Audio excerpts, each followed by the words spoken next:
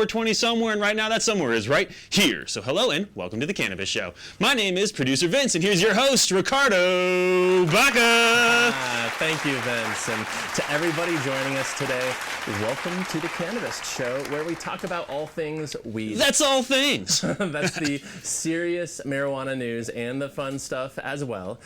In fact, if you pop over to the Cannabist right now, you can read stories about why cannabis prices are now falling way, way down in Colorado. There is a God. About a new study that says medical marijuana laws do not impact how employees use their sick time. Just their regular time. And some very important election 2016 stories out of Arkansas, Oklahoma, Arizona, and elsewhere. So the Bible Belt and all their weed now.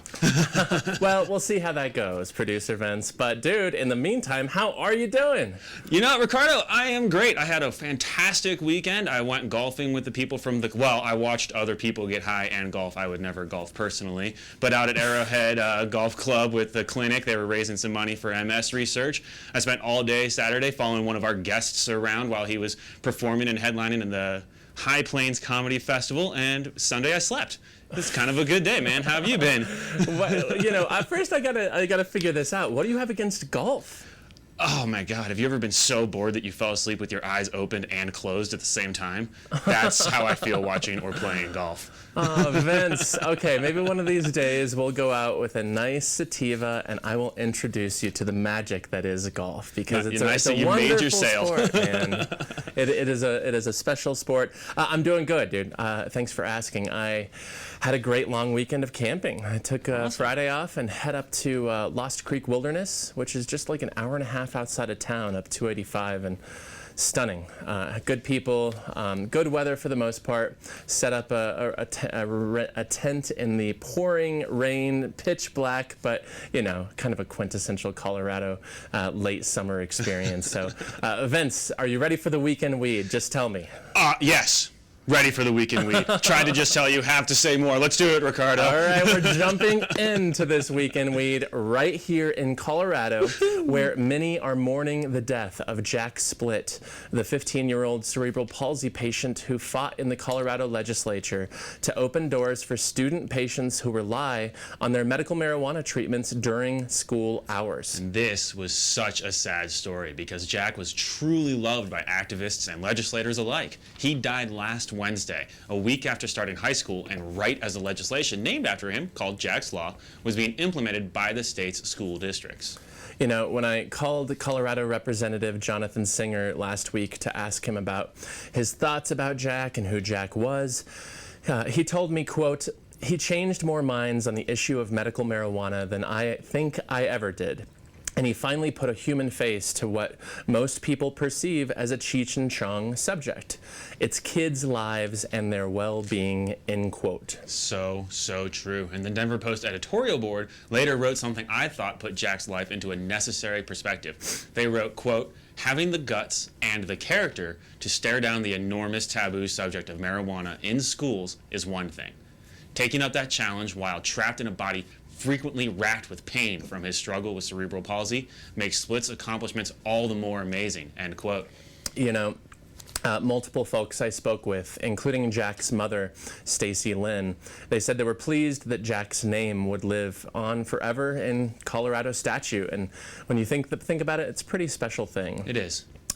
But moving on, elsewhere in the weekend weed, a resident physician at Stanford Hospital, he wrote a strongly worded op-ed for scientificamerican.com that highlights the differences between how some in the medical community view marijuana and how the federal government regulates it. The doctor's name is Nathaniel P. Morris. And Vince, how about you tell us what he wrote in that scientific journal? Will do, brother. For most healthcare providers, marijuana is an afterthought. We don't see cannabis overdoses. We don't order scans for cannabis-related brain abscesses. We don't treat cannabis-induced heart attacks. In medicine, marijuana use is often seen on par with tobacco or caffeine consumption, something we counsel patients about stopping or limiting, but nothing urgent to treat or immediately life-threatening, end quote. Yeah, some fascinating and necessary perspective, especially as we're approaching the November election, with voters in 8 or 9 states deciding on their future with legalization. Morris also wrote, I want to throw this out there, quote, "The notion that marijuana is more dangerous or prone to abuse than alcohol, cocaine, methamphetamine, or prescription opioids doesn't reflect what we see in clinical medicine," end quote. And the Stanford physician also points out that excessive drinking causes 88,000 deaths per year, according to the Centers for Disease Control. And as most of you know, it's virtually impossible to overdose on cannabis alone. Most of you have tried. Don't try it. There's no need to do it. There's no need to go that far. But lastly, in the Week in Weed, let's talk marijuana television, Vince, because the green rush is hitting your TV, and I'm not so sure it's a good thing. Yeah, and I'm not quite sold on pot TV shows or shtick for jokes at this point. In Colorado, when you're at a comedy club, seeing somebody do a 420 joke at this point is old hat. It's boring. And the idea of it invading my TV, like, Trump and Hillary have been lately, it's just going to be way too much oversaturation. And I'm not particularly excited to see this subject matter just used and abused by the nightly sitcom rotation, dude. There's the Parks and Rec guy on TV. I think it's Adam Scott. Margaret Cho has a pot show on Amazon. Even Big Bang Theory creator Chuck Lorre, he has his own cannabis sitcom in development. But I'm here to tell you, I have seen the first of these shows. It's about to hit airwaves. It's on MTV. Snoop Dogg produced it. It's called Mary and Jane, and it debuts September 5th. And after seeing the first 2 episodes, I'm here to tell you not to waste your time on September 5th when it debuts. Yeah, I read Ricardo's full review on thecannabis.co, and ugh. It doesn't sound good. It's not that bad, Vince. It's not. But Mary and Jane does attempt to capture some of Broad City's 420-friendly feminism. But instead of coming out as lifelong friends, living a hilarious and stony life, the MTV show stoops to lowest common denominator jokes about marijuana and life in Los Angeles' trendy East Side. And how disappointing is that? I mean, having a show about 2 lady weed delivery drivers in LA seems like it has potential. But now we'll just have to wait for High Maintenance's debut on HBO instead, I guess. I had higher hopes. I do think that some of these shows will be good, but I think what was so disappointing primarily about this MTV show is that it used cannabis as this generic backdrop for mediocre comedy writing, and we don't need another mediocre sitcom on television, especially one that's kind of trading off legalization and cannabis's current impact in this modern world. But enough about that. Go check out my review of this show, and if you're watching High Maintenance debuting on HBO next month, we will be watching together. We'll have an interview with the series creators of that show here in the next week or 2. But for now, it's time to bring out our first guest. And he is a stand-up comedian who is making his first appearance on my couch right here. It's my pleasure to welcome Josh Blue to the Cannabist Show. Yo, man. Hey, what's up, man? How's it going? Welcome. Thank you. Thanks for having me on. Barefoot on the couch even. I like it. Yeah, I figure if I'm high, I might as well feel comfortable, too. Hell yes, Josh. Damn straight. I hear you were hanging out with, I know, make yourself comfortable. It's all good. You were hanging out with Vince all weekend. Yeah, he followed me around. Took a lot of video and photos that I'd like to get back. Well, I don't know how that's going to work. How was High Plains? Awesome. What an amazing festival, and it was an honor to be on it and close it out. Great, man. It was fun. Congratulations for everything. I know Thanks. we've talked a couple times over the years, but this is certainly finally face-to-face. Face-to-face. Josh, I ask every guest on this show this question: Indica or Sativa? Sativa. Oh, yeah? All day. All day. Why Sativa over Indica? Because I'm trying to get shit done.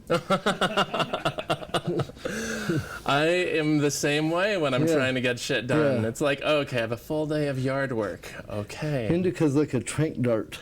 Indicas and Red Bulls, though. There should be some messed up term for combining indica and some form of candy flipping or something. Yeah, nap time.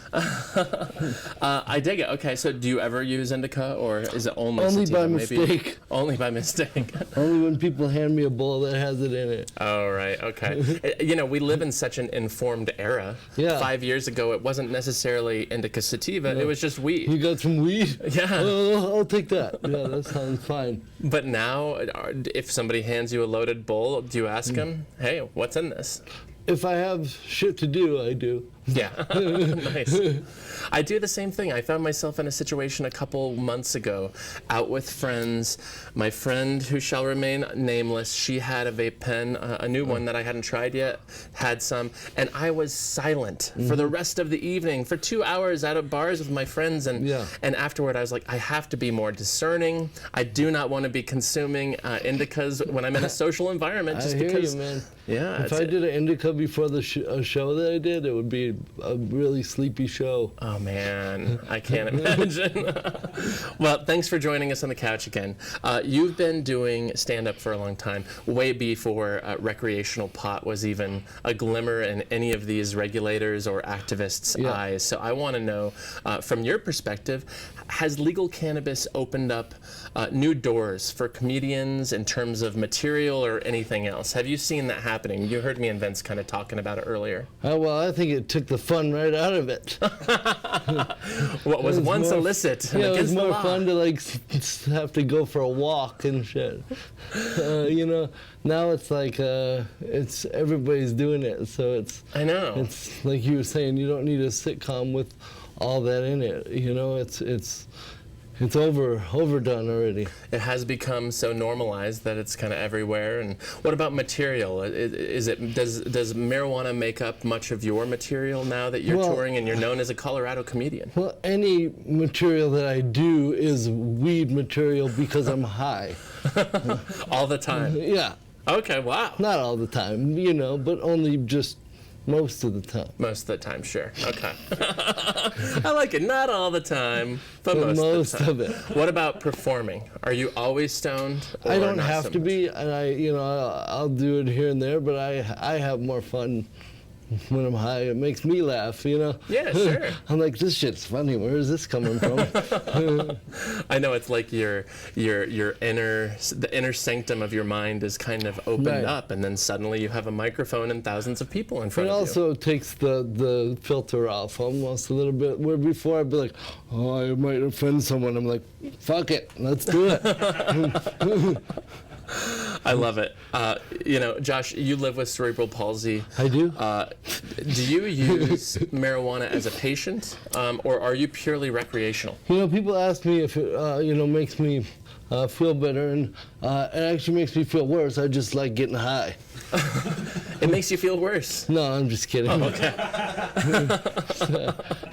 No, I do use it as a medication. I've used it for a long time. It's interesting. The way I look at weed is it doesn't necessarily make me feel better when I smoke. It just makes me forget that there's anything wrong, and then I'm less afraid to just go do whatever I want to do.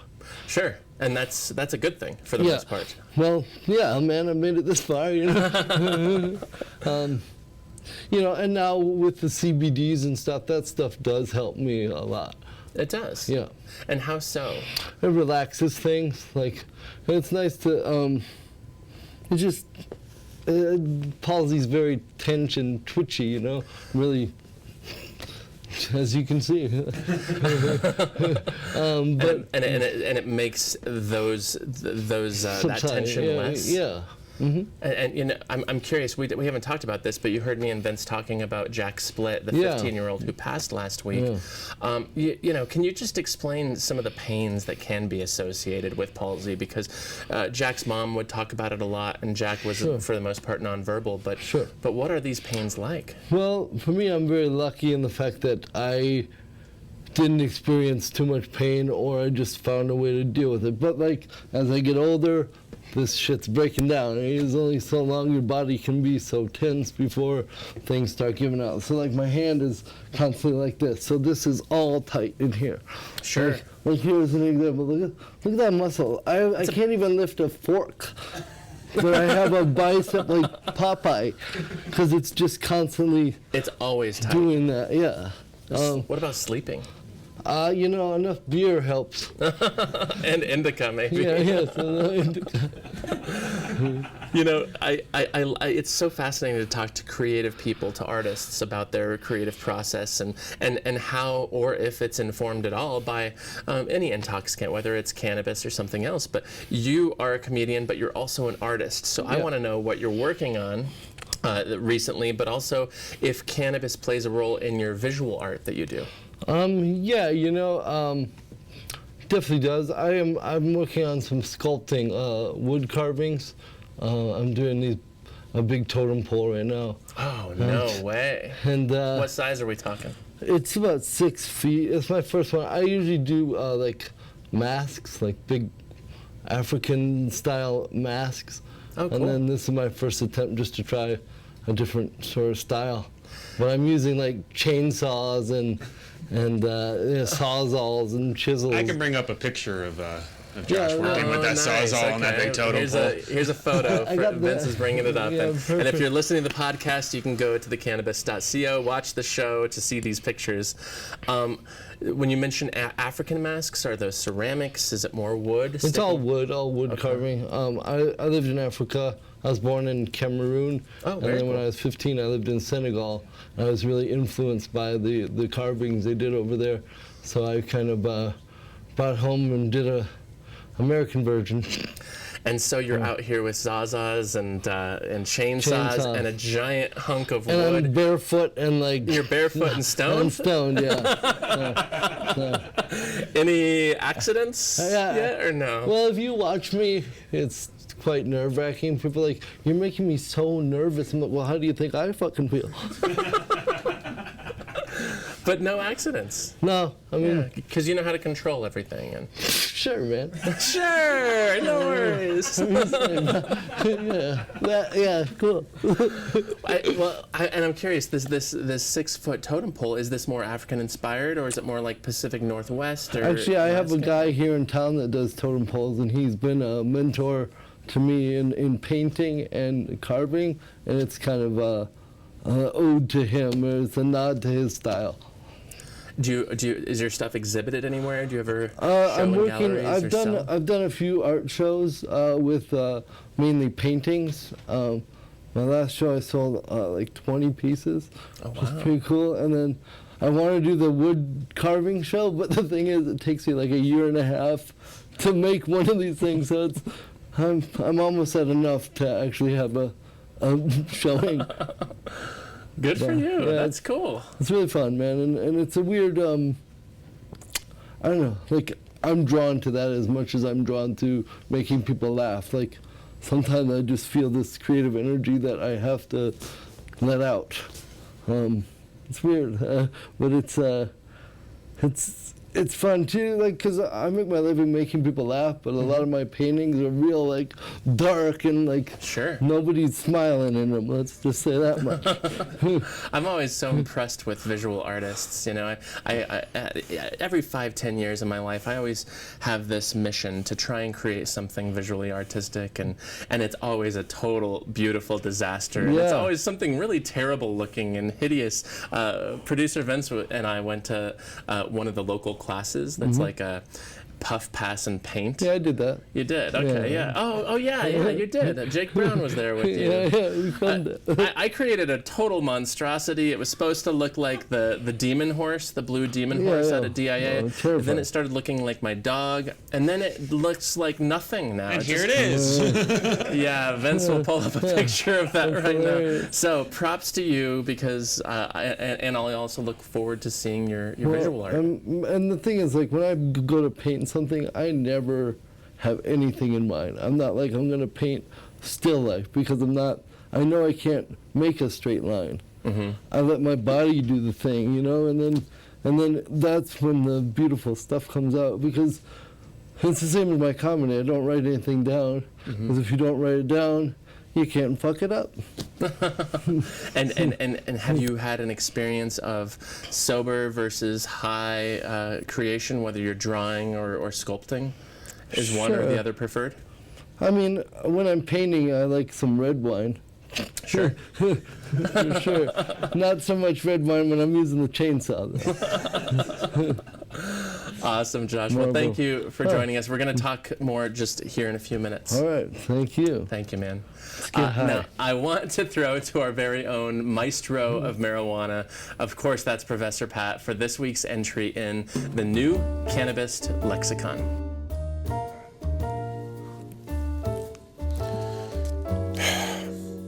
Ditchweed. You may stop the car when you see a marijuana-like plant and attempt to harvest it, but there's no real THC content and you just wind up with a headache and a car that smells funny. Ditchweed can grow anywhere as it's very hardy, but you should just keep on driving. Thank you for that, Professor Pat.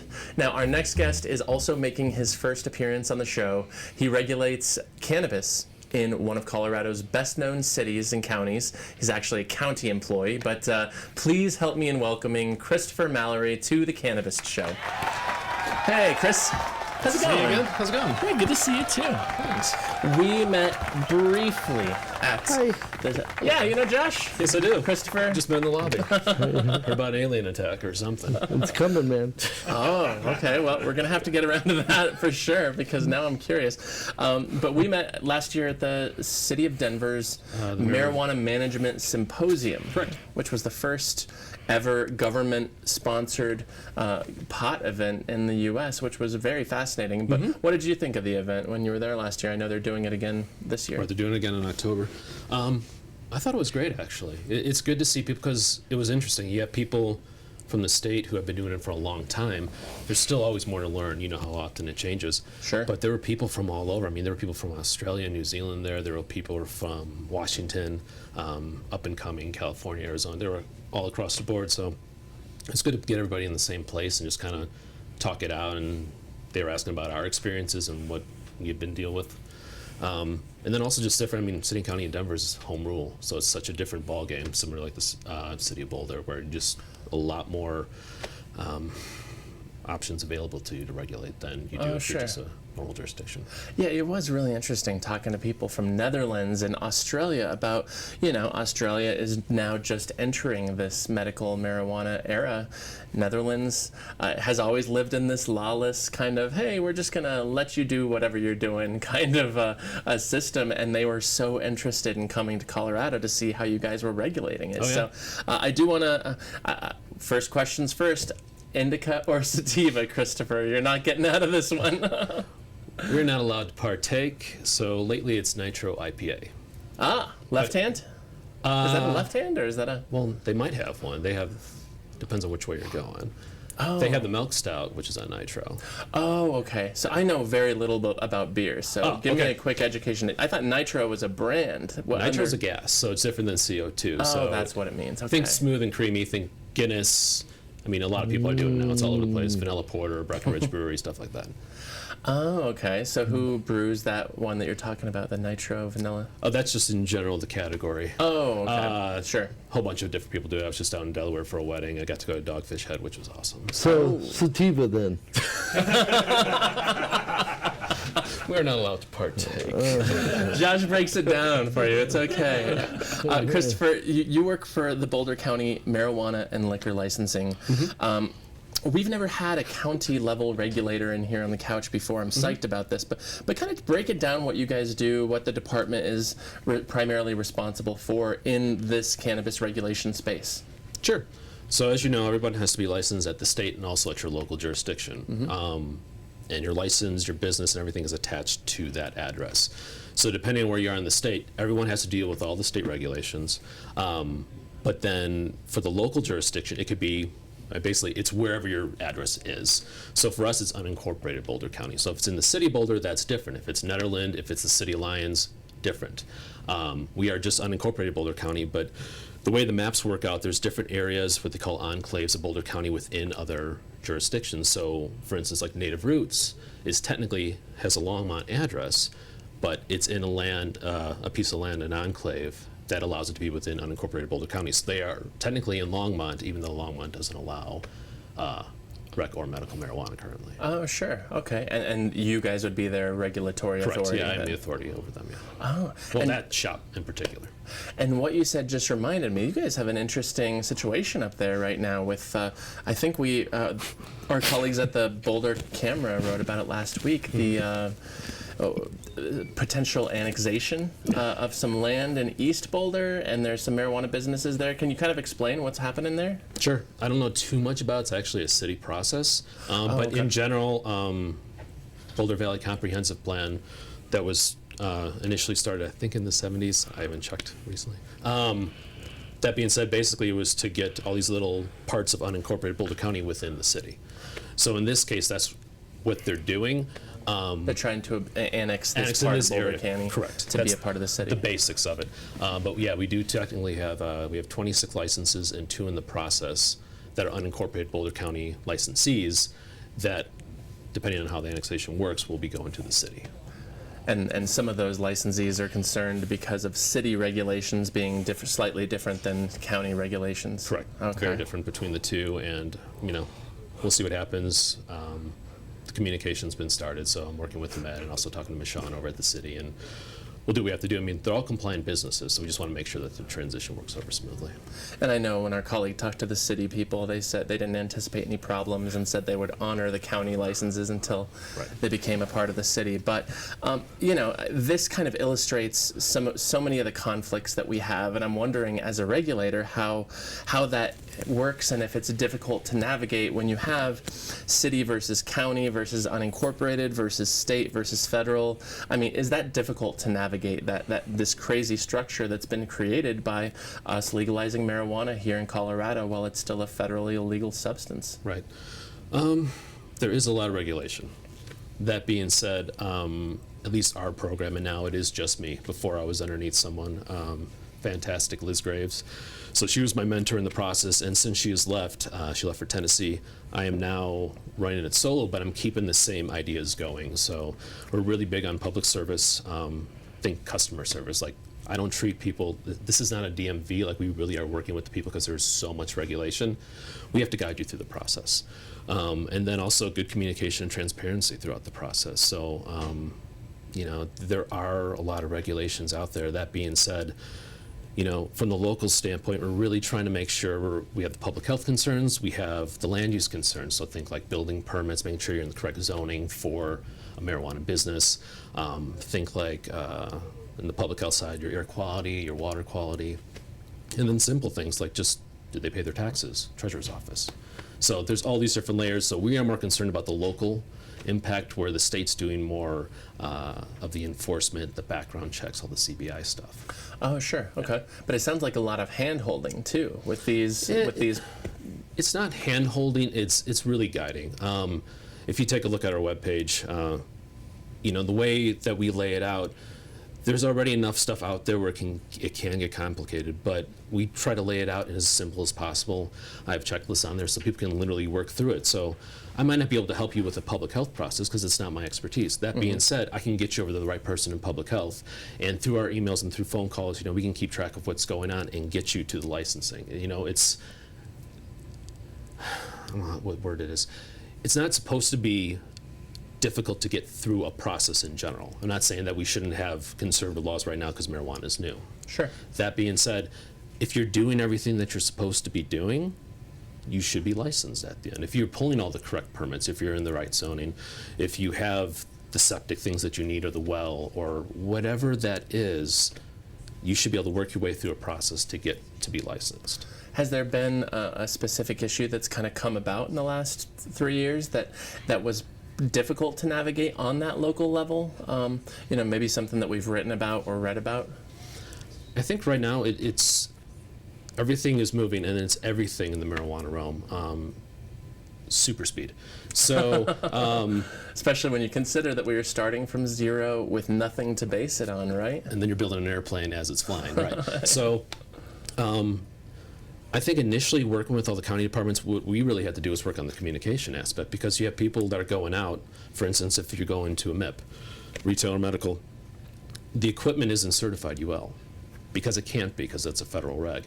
So we have our people in our building department actually going, and they're doing various conferences and studying up to try to figure out where this equipment fits in to make sure that it's safe. I mean, you have like your fire code, but then you also just have to make sure that the equipment is safe and the extraction is safe, and that, you know, none of the gas, if it's like ethanol or something, is coming out. And when you talk about equipment, you're talking about, you know, CO2 extraction, closed loop systems, or, you know, other systems using butane or propane or other. And these guys have never seen that before up until now. So it's everybody working together. So yeah, I think over the past 3 years, it's changed a lot. So both with county departments, but also with our own businesses. We have a bi-monthly meeting where we bring in all of our licensees, and it can be like a manager or something like that too. But we bring people in and we talk.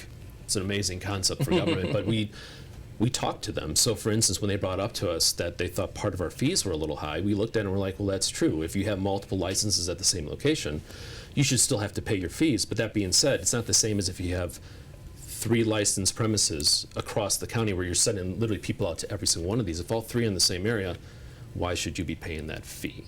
So from that, and then talking with our commissioners, we ended up lowering the prices. So we changed our pricing due to that group.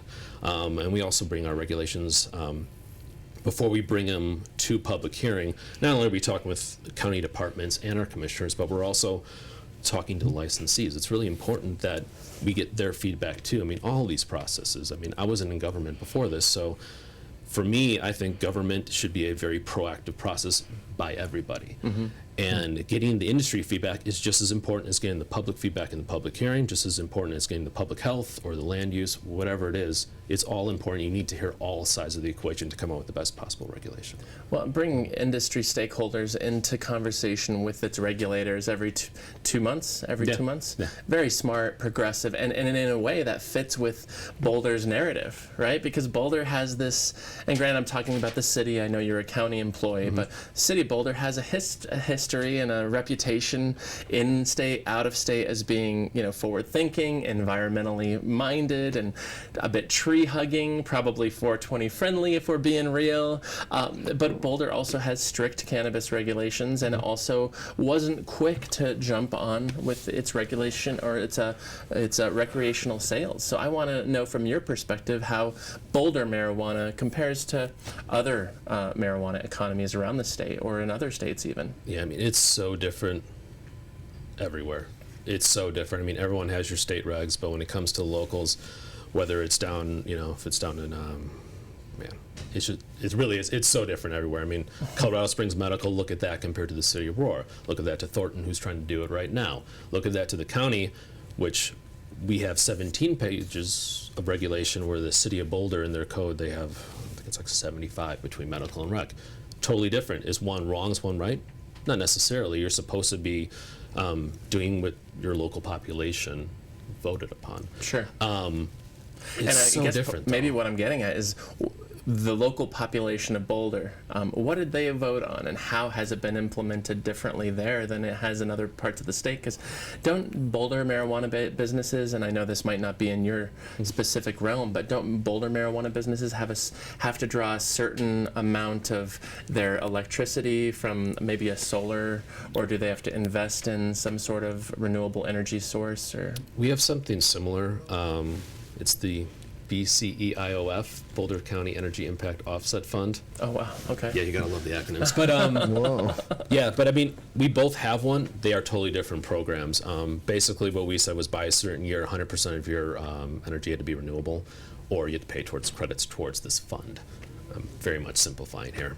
Sure. It's through our sustainability/land use department. I'm just the cop for the program. But basically, yeah, all of our growers, and actually all of them are participating in the fund. They basically, we had a third party come in and put energy monitoring devices so people can see the electricity and how much that they're using. But really what it's for is the long term. You want to be able to get some data. Obviously, everyone grows different, so that makes it a little bit more complicated. Sure. But you want to see the benefits of staggering your grow times, because if your lights are on and you're at a 12-hour cycle or something like that, if that's at peak times, it's going to cost you a lot more. To where if you're doing overnight on non-peak times, totally different. And then if you have 4 licensees in the same, say it's just a warehouse and divided equally into 4. Well, if they all work together using the monitoring devices, they can make sure that they're not hitting any of the peaks, which keeps the cost low for the all 4 of those licensees. Oh, wow, sure. So, yeah, by no means am I an expert on this stuff. That's a very Boulder thing to do, wouldn't you agree? I mean, Boulder it's important. Are they the most energy intensive? No, they're not. There's a lot more energy intensive things going on out there, but it's getting a lot of attention. I think it gives the industry an opportunity really to kind of lead the way in it, though. I mean, yeah, you do use some. Show them how you're using it. I remember a year or 2 ago, I was invited to moderate a conversation at a solar conference up in the Broomfield, Boulder area. And, the panel was, can solar power the marijuana industry? And we had to group pool our intelligence and our brains over the course of that hour. And ultimately what we came toward is that it would be very difficult for marijuana right now, especially in Colorado, where a clear majority of it's being grown indoors or in greenhouses at the very least, to be completely funded by or powered by solar. Really interesting conversation, but somebody did bring up that long acronym that you mentioned earlier, and I think everybody was glad to hear that at least one community in Colorado was taking a lead and having these businesses think toward that future, a future that did involve solar or more sustainable energy sources in the future. Oh yeah, and I mean the technology is changing so often. I mean that's one thing. We've got a lot of vendors contacting us, doing core requests and things to get the list of the businesses and stuff, and that's great. But I mean the technology is changing so quickly. I mean, from when I started in January of 14, going out to when Liz took me around and I was seeing it grow for the first time, I was like, whoa, this is crazy. Now it's so different. It is so different. And we have a couple greenhouses. Most of our stuff is indoors. But that being said, I mean, the style of how they're doing it, the lights that they're using, the techniques, I mean, it's very comparable to the way that people grow wine, different Tristan systems and stuff. So, it's fascinating to watch it grow and how it's changed over the past couple of years. I want to bring Josh back into the conversation. Oh, thank God. I'm so bored. Sorry to talk about all this regulatory stuff. Nothing funny about your job, huh? It's serious stuff. Over here biting my tongue as hard as I can.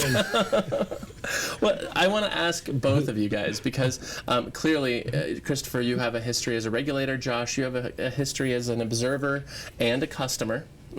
And here we are almost 3 years into these legal sales. That's a long time to observe what's been happening. I mean, so many people wanted to know right now, how are things going? It's January 3rd, 2014. How are things going? Now we have the benefit of time. So how do each of you guys think things are going here in Colorado? Josh, I want to start with you. I mean, do you think it's been implemented responsibly, successfully? I think it's ruined our traffic. It's ruined our traffic. That's the one thing I'm concerned about. I commute to Boulder every day. Totally understand that aspect. I mean, there are a lot more people on the roads. An average of 10,000 people moving to Colorado per month right now. That's insane. And the city was not ready for this influx of human beings. True, but that's also not entirely because of weed. Oh, yeah. I think it's probably a small percentage of that. I don't think so. I love this argument because I get into this with my friends all the time. They're like, no, I blame marijuana. And I'm like, well, we're just talking to the people, the people who are governing us and in charge of community growth. And they're saying that marijuana plays a very small role in the number of people. They're lying to you. So this is your experience that most people are coming. Everyone I talk to is like, I'm moving there because I can just get high. It's that simple. Yeah, I mean. Okay, so traffic aside, and I agree with you, traffic is crap, compared to what it was 5 years ago. But how else do you think it's been implemented in Colorado? I mean, it's painful to watch the process. You see, I know growers, I know people that have to keep jumping through the next hoop. They come up with the next thing. Thank you.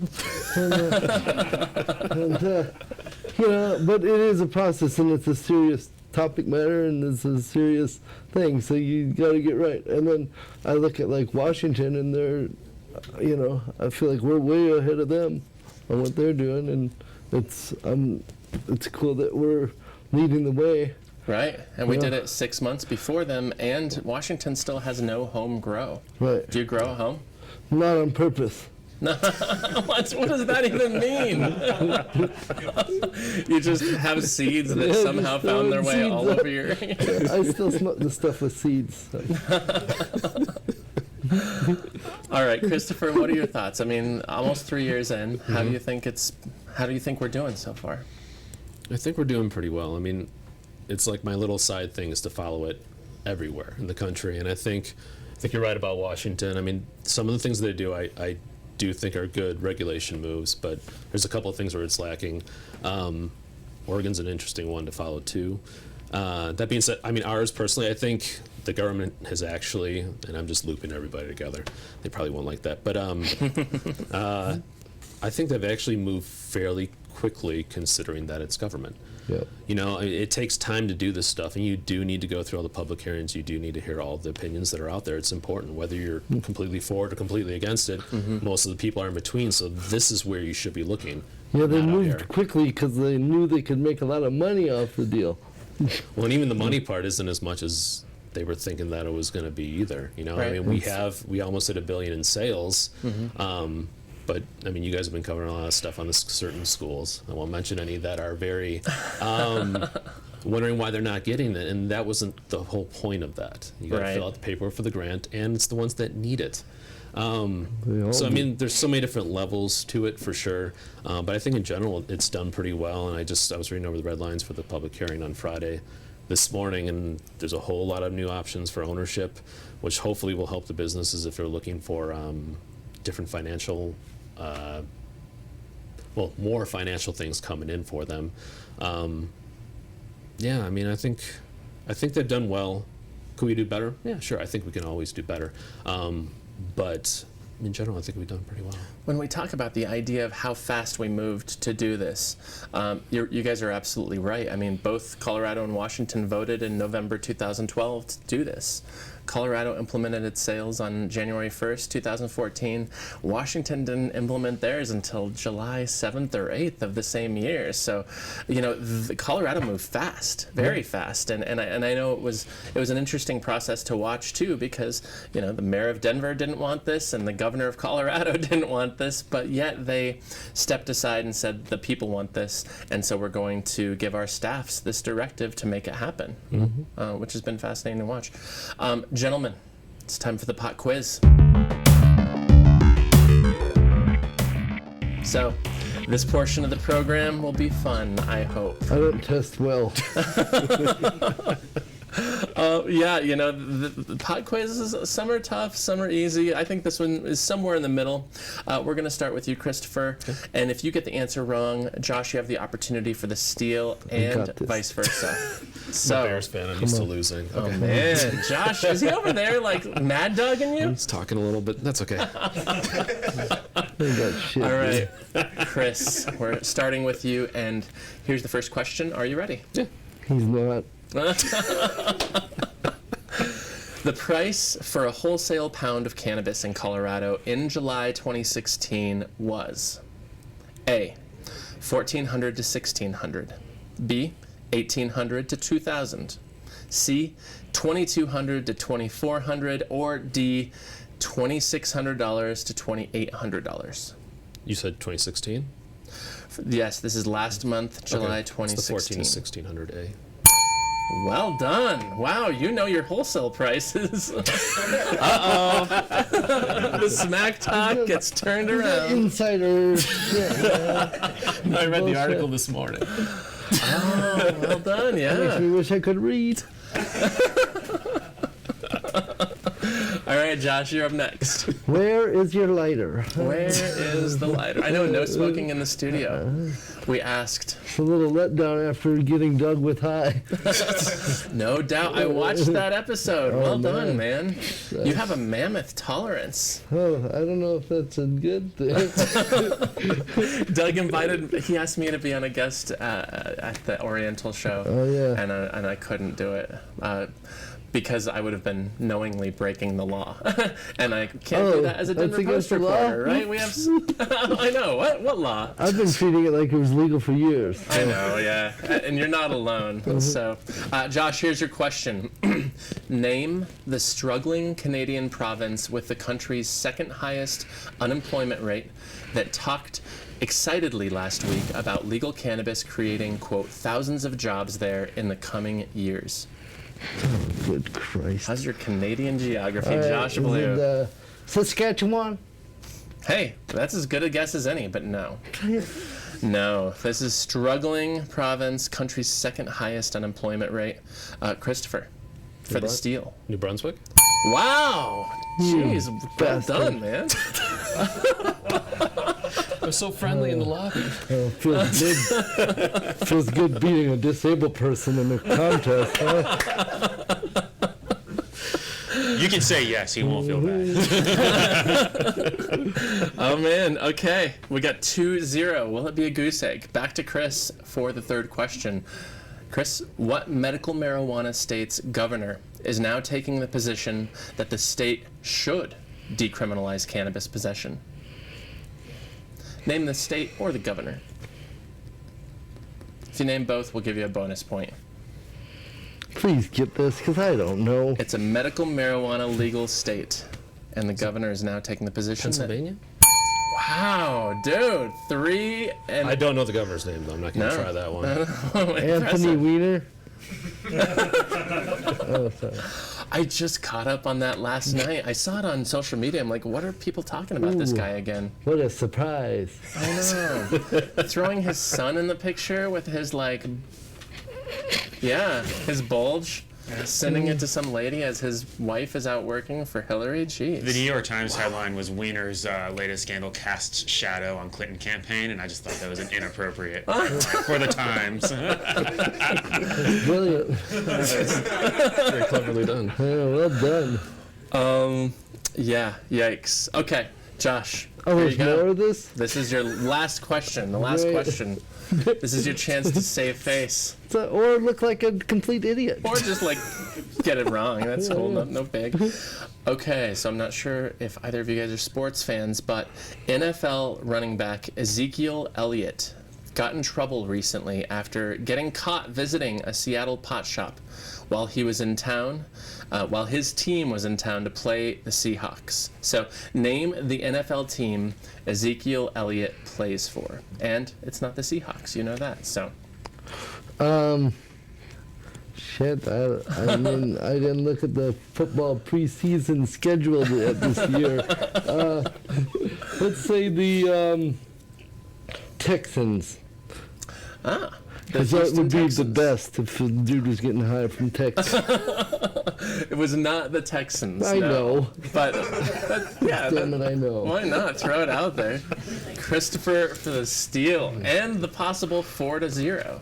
Cowboys? Oh my word, Josh, you just got skunked. But you were right in that it was a Texas team. Love you, man. I just don't like the Cowboys. I hate the Cowboys. Oh, me too. I hate the Cowboys. For sure. You guys rule. Thank you so much for coming on the Cannabist Show. Great conversation. So great to meet both of you. Great to see you again. I want to thank my guests, Josh Blue and Christopher Mallory. Most importantly, thanks to you all for watching and listening. We really appreciate it. So leave us a review right there on iTunes. Let us know what you think. Vince reads them all and tells me what they say. So props to producer Vince, the rest of the crew. Have a great day, everyone, and we will see you next week. I'm allowed to lose, I choose to win, I'm all in, I'm calling any posse, you'll be raising at the end, I'll say it again, ain't afraid to get in, I'll be going for the jackpot with aces in my hand, I'm raw.